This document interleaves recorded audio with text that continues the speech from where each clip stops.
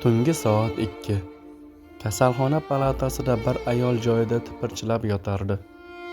U qalin adyolga o'ralgan bo'lsa-da titrardi.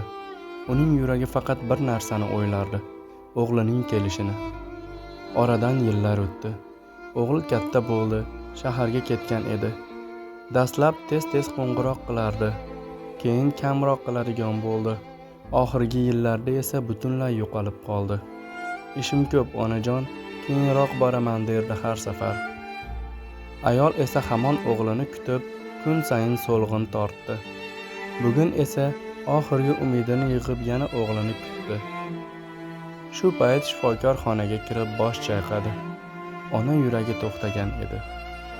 Ertasi kuni o'g'li yetib keldi, ammo kech edi. Onasi endi uni hech qachon kutmaydi. Lekin yostig'i yonida titrab yozilgan bir parcha qog'oz turardi. Bolam, seni juda sog'indim. Bir bor yuzingni ko'rishni orzu qildim. Qog'ozda ushbu maktub bitilgan edi. U qog'ozni mahkam ushlab yig'ladi. Ammo endi onasi yuragini eshitish uchun juda kech edi.